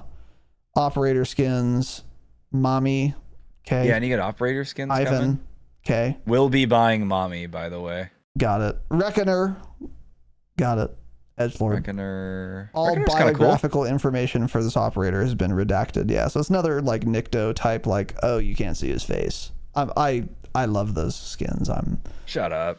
I'm a Cody Rhodes, stupid. And then yeah, the WWE stuff. So you can get like this guy who's got shoulders almost as broad as mine. This operator skin, which is cool. Rey Mysterio's got to be like 60, by the way. Isn't this guy dead? Yeah, wait, didn't he die? I watched, bro. That boy dead? No, it sounds like it. Well, it reads Rey Mysterio. Oh no, has spent his entire life. Yeah, I don't know. Whatever. Super don't care. Tracer packs don't care. Other incoming bundles. These look cool. There's the little fish operator skin. That looks dope. Love the fish. And then on the left, I don't know what that is, but that looks kind of cool too. And then I don't know what's going on the right. Looks like you look like a Starfield. We should have just kept reading, buddy. Why? They explain why there are 6 weekly challenges. Where? Maybe they should have put it when they were talking about the aftermarket parts. Season 5 brings a whole new set of challenges. Shut up. So weeks 1 through 4, 6, and 7, a new aftermarket part. So I was right. So the 2 weeks they're skipping, well, the 1 week they're skipping, I guess, is going to be related Matt to VO6. in chat was right. Yeah, week 5 you'll get the compound bow you have to do a weekly challenge for, and then week 8 you just get a blueprint. So yeah, so it's actually not that special, so never mind. So okay, well, okay. And then a little look at the prestige stuff. That prestige weapon camo is dope looking, by the way. Oh, we're getting to past level 1,000 this season. Yeah. Level. You think it'll clip and be? Do you think when you hit a level 1,000 it'll clip and be on 2 lines like it always used to be? So instead of showing 1,000, your level will be 100 and then a 0 below it on the next line. It's possible, yeah. Yeah, I think so. I have a 1440p, 240 hertz, 1 millisecond graded response time IPS panel, so I have room for all of the digits, but you do. They just don't code it that way. They don't code it that way, though. That's correct, yeah. And by the way, the level cap for this season is going to be 1,050. Cringe. Yeah. Just stop it at 1,000. That's okay. Anyway, whatever. Don't care. Some more. The weapon prestige camo Mercury is animated. That looks best one we've seen so far. Yep. Maybe the best camo in this game, depending on how the animation looks. That looks really good. Could be. Yeah. Giving me strong, like dark matter vibes. Yeah. They're getting looks ready. Really good. And I don't know why it's like all green at the back. That's really cool. Anyway, so that's the next weapon, the weapon prestige camo. So you'll get it on accident. And then you can equip it, which is cool. So you just need more weapon XP, like we've been saying. And then the season 5 events, like the out of game events. So like where we were collecting DNA strands, whatever, there's more of those. I don't know. I don't care about these. So we're not talking about any of them. And then the endowment I was thinking thing, there may be some whatever. sort of event related to BO6 or COD Next, but it does not appear to be the case. Yeah. And that's it for the blog post. So overall, pretty exciting stuff, man. We're getting Superstore on launch. We're getting some new weapons that might actually be relevant, which would be really cool. And then that's kind of the big stuff. Redeploy balloons are going to be cool as field upgrades. But unlike season 4, not many mechanical changes this season. This season is actually a lot of new content changes, kind of the opposite of season 4. And again, if you want more context on that, we just did a bonus episode on it. So, but overall, I'll take it. I think adding Superstore to Urzikstan is going to be gigantic. And the biggest thing I'm kind of lamenting is that we are not getting big map ranked Warzone, although I was not expecting to. But also we have not heard any details on if and when that is coming. Since we talked about it last time, like weeks and weeks and weeks ago, where they said it'll be coming later this year. That's still all we know. They haven't said anything new about that. And also, as a reminder, we do not know when the World Series of Warzone LAN finals, grand finals, or where that will be taking place. Just once again to remind you of that. So, yeah. Yeah, I wonder if, I guess they still don't know, huh? Because Braxton, one of the World Series Warzone competitors, tweeted out yesterday. It was a funny tweet that I did a like on. You wouldn't know because likes are hidden on Twitter now. Cringe. But he said, every day is a nightmare when I remember I'm going to have to eat UK food again in a couple months. So he seems to think it's just in London again. Or somewhere in the UK, but where else would it be? Yeah. Yeah, maybe they're just going to run it back. We'll see. They're still trying to find a venue. Yeah. So, anyway. But yeah, that's season Warzone.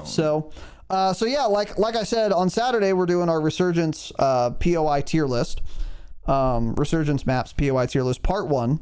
But on Thursday, so a week from now, we will be going through the patch notes for season 5. There won't be much new info, but there will be like weapon balance, namely, and we'll have some new info to share about season 5 with you by then. And then we'll also talk about our first impressions, because by then we will have played some of season 5 also. And we'll start seeing Twitter clips of people testing the new guns. So we'll actually be able to talk about, is the new SMG good? Is the new AR good? Etc. Is that a poisonous spider on my wall? What? Probably. Are there any... What's a bug scientist called? Spider-Man. Bug scientist. Yeah, what are those little buds called? Because this might be a brown entomologist. Recluse. Yeah.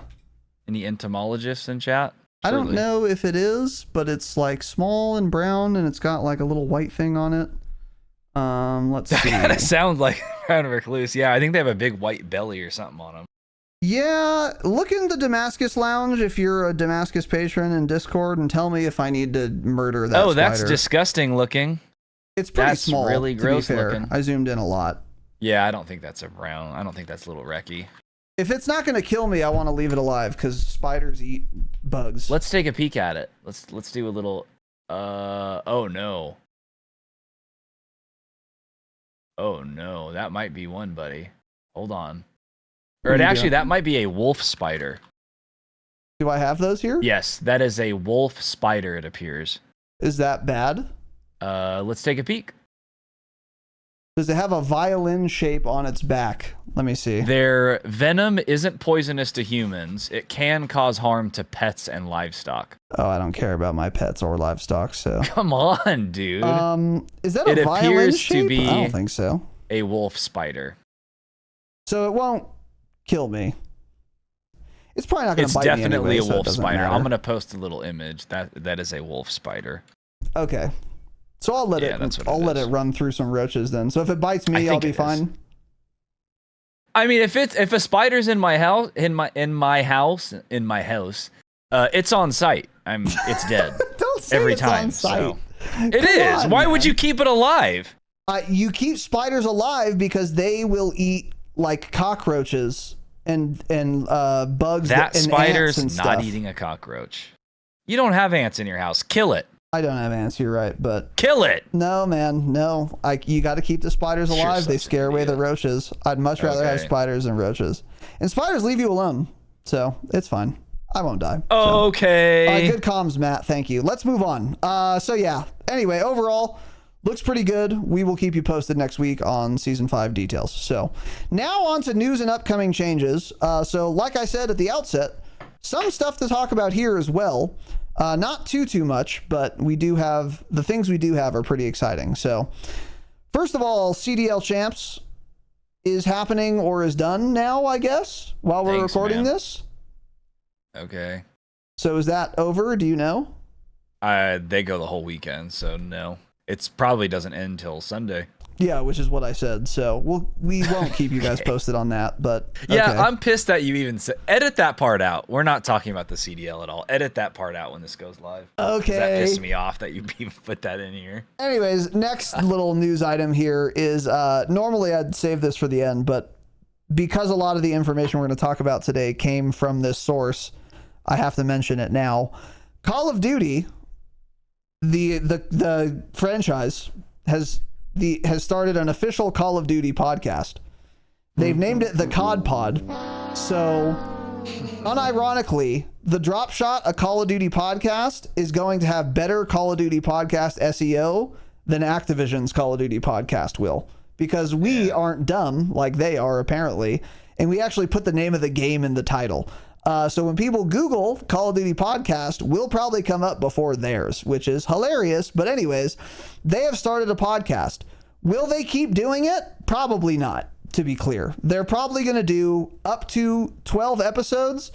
And then especially once it is like 3 months after launch of BO6, see ya. That podcast is done. They are not going to do it anymore. And if they do, it's going to be an episode 9 months after that when they're trying to drum up hype for COD 2025. So to be clear, it's not going to be a long-lived thing, almost certainly. However, they have started one conveniently to start drumming up hype for BO6, which is a good idea, to be fair.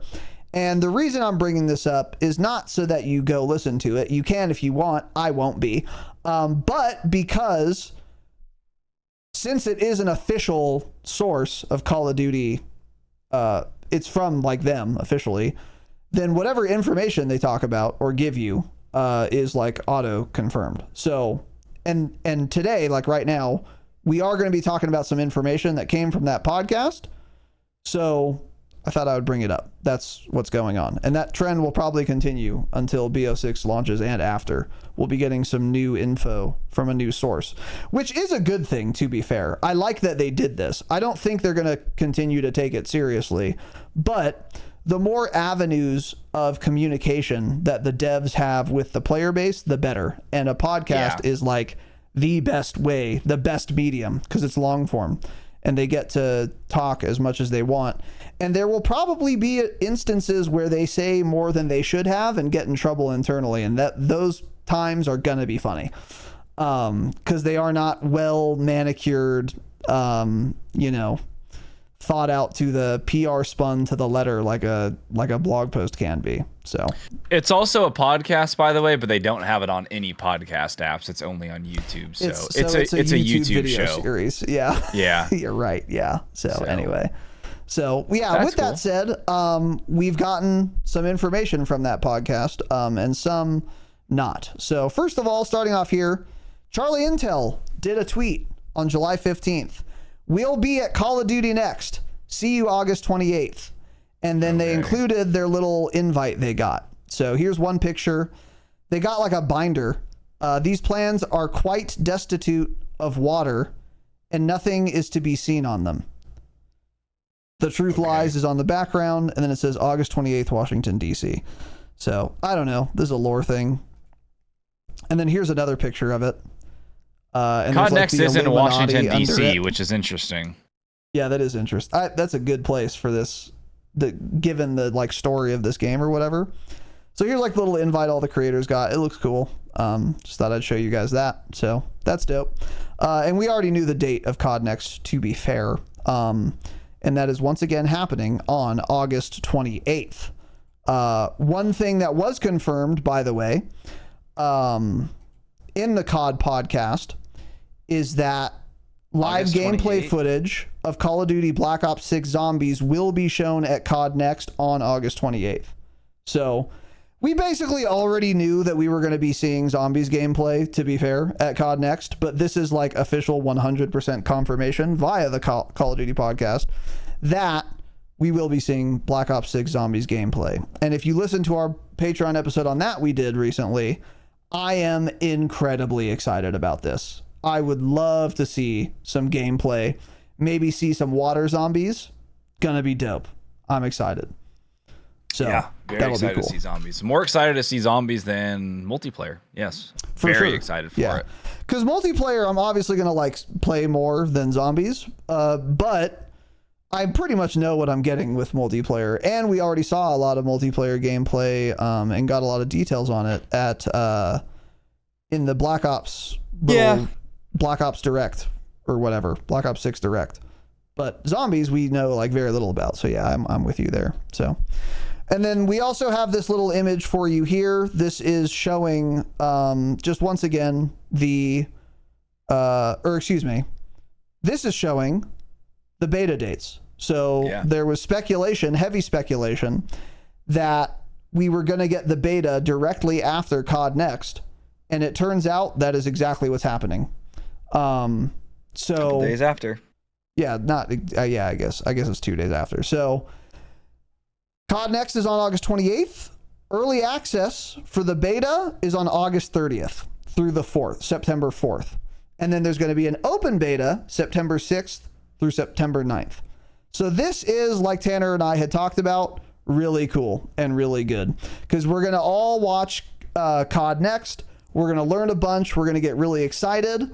And then 2 days later, we can all be in the beta. And to get early access, by the way, for the open beta, you either have to pre-order, or, this is new, if you are an Xbox Game Pass subscriber, you will get early access to the beta as well.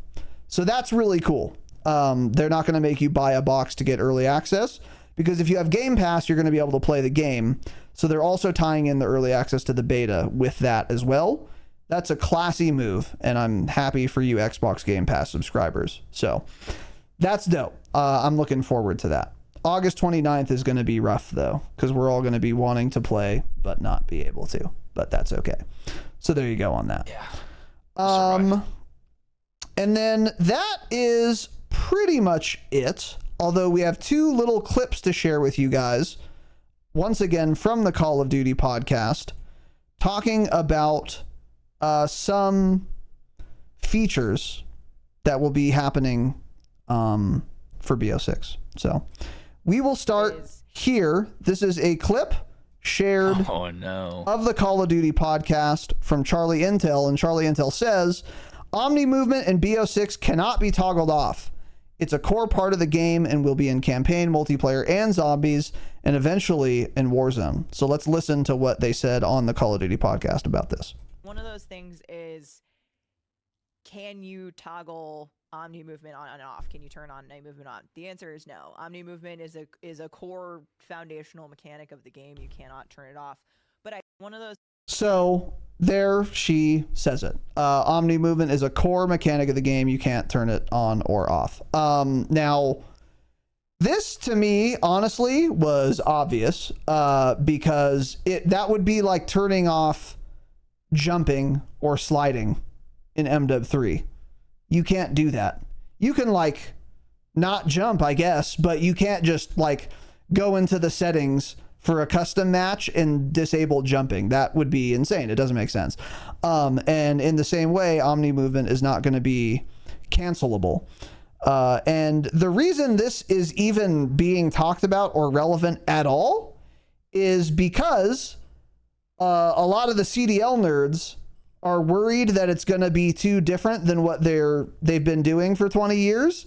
And they are afraid to adapt, and so they preemptively want to turn it off before having even tried it or seen actual gameplay of it, which is crazy. So that, I think, is why they even bothered mentioning this. But it, of course, is not going to be toggleable off. That's never going to change, and that is not surprising or a bad thing, in my opinion. What are your thoughts on this? Yeah, I mean, I guess it's pretty much what I expected. I don't really have an opinion on it. I don't care what they do in the CDL, but it does seem like they pretty much want the same game they've been playing for 20 years. Yeah, like you said, they want everything out of it. They don't want anything new. Yeah. So I don't know. It would probably it would more than likely be more interesting if there was Omni movement, just as from a viewer perspective. Yeah, I agree. I change things up a little bit. Yeah. Even like the older like jetpack CODs and stuff, those were way more interesting to watch competitive COD. Whether or not you like to play that more, that's one thing. But watching that, hey, it's a lot more interesting than watching Modern Warfare 2 in 2023, Yeah, exactly. That would actually have been an even better analogy, is imagine if we were leading up to Advanced Warfare and the CDL kids were like, can we turn off jetpacks? And they probably did want them turned off. Yeah, there were probably some people saying that, which is crazy. So yeah, this is kind of the same thing. So anyway, just pointing that out. And then one last little clip from that Call of Duty official podcast. Charlie Intel clipped it and says this about it. Black Ops 6 multiplayer will not allow players to loop score streaks. So Black Ops 6 features traditional score streak system with streaks resetting after every life, unlike Cold War. So one notable thing about that real quick, he says score streaks, not kill streaks. So we are almost certainly getting score streaks back. And I would imagine we're getting the option, just like we have been for a while, where you can either do score streaks or kill streaks. You can select yourself, but they will not be loopable. And here is a clip of them talking about this. So here we go. Let's watch. We're going back to just a traditional score streak system. Score will reset on death. Right now, score streaks do not loop. You big fan of this That was something we've talked about quite a bit. And really the goal there is we want to reward players in a single life fairly with high-end rewards or low-end, depending on your selection. But we really want to avoid score streak spam. Mm-hmm. That's something I personally just really don't like. I know a lot of players don't. And that's basically it. So, once again, kind of feel the same way about this as I did about the Omni movement clip. Not surprised by it. I understand the rationale. You heard him explaining. They want to avoid kill streak spam. I think this is a good impulse. You should want to avoid kill streak spam. I think having them not loop is fine. Some people want it. Some people really care about it. People have kind of stopped caring about it because we haven't had it in a while, frankly. I don't think it's particularly that big of a deal either way. I don't think loopable score streaks is the end of the world. But on the other hand, I do remember playing BO4 multiplayer with a pre-made group with loopable score streaks.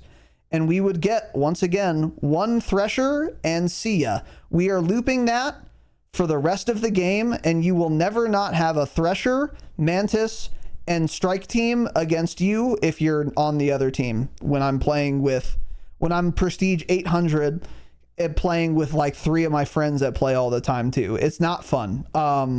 So, I'm fine with this, and I'm not surprised by it, and I don't really care either way. So, yeah. Yeah. We already talked about this. All the leaks had been saying that was the case, or they mentioned it already. But yeah, I didn't expect it anyways. Yeah. So there you go. So anyway, that is pretty much it. So on the topic of news and stuff, the big thing here that we talked about today is that zombies. So actually the biggest thing is the beta date. We've gotten confirmation. That's basically right after CoD Next. Really great decision on their part. Drum up the hype, and then as soon as it's at its apex, boom, drop the beta. You can get in and experience it yourself. Really looking forward to that because, again, like last year, you get CoD Next, you get really excited about all the cool new stuff you see, and then you sit with your thumb up your ass for a month before you can play it. That sucks. But that's not going to be the case. I'm only going to have my thumb deeply inside of my ass for one day, and then I'll be able to get back into the beta. That's really cool. And then also we're going to see zombies at CoD Next. We basically already knew that, but getting official confirmation is nice. And we will be almost certainly, by the way, doing a live watch party in lieu of an episode that week. Of CoD Next. That's always been really fun, and we'll probably run that back. But as we get closer, we will point that out to you guys. So that is it. We got some announcements. As I said, we got a new patron, Ty S, our new Damascus patron, a king and a god. Thank you very much, and welcome aboard to the Patreon, Ty. That's not a name, by the way, so have a real first name, but welcome and thank you, King. Going straight to the top. We love and appreciate that. And now is a great time to join the Patreon. As we've been saying, we just released a fire bonus episode, which was season 4 in review. It was 2 hours long, and there were a lot of callbacks this episode actually to that one. And I think it was really interesting. And doing these season in review episodes we've done 2 of now on Patreon is interesting because you forget all of the stuff you got in the season. So looking back at all of those things and being like, oh yeah, we got that. That didn't matter. Or oh yeah, I took that for granted. That feels like I've had it forever. It's really fun and interesting. And that episode was really good. So that's live for all of our patrons. We're going to be doing another bonus episode about season 5 stuff, probably. And then we're doing a mixed bag episode as well for our 3rd gold bonus episode on Patreon this month. And that is going to be fun too. We're going to talk about a lot of micro topics. So we're going to talk about probably tax stance for 20-30 minutes, because that's kind of in vogue right now in Warzone, which is weird because the timing on that is weird. So I want to analyze that, talk about the smoke meta, and then some other little things as well. We've never done a mixed bag episode where it's kind of a bunch of different topics in one before. So I'm very excited to do that and see how it goes and see how you guys like it. So that's kind of what's on the docket for Patreon bonus episodes. And then if you are a patron, you also get ad-free episodes of every episode without ads. And you get early access as well, including to this Saturday's episode, by the way. We're releasing that on Friday for you patrons. And then Saturday for the freeloaders. So if you want to hear the Resurgence POI tier list episode part 1 early, you can become a patron and you'll get it tomorrow morning. So Friday morning. So and then also now's a great time to join the Patreon on top of all of that, because I have medical bills, and because we are doing an all patrons welcome Rebirth Island Resurgence Customs. A lot of people are saying they're coming, so it's going to be fun. If you want to shoot at me and Tanner or play on our team, by the way, we'll need teammates. I mean, I don't need them, to be clear. I don't need team. I'll accept teammates. I'll allow teammates to be on my team. I don't need them. I'm going to win regardless. But if you want to play with us or against us or whatever, talk to us.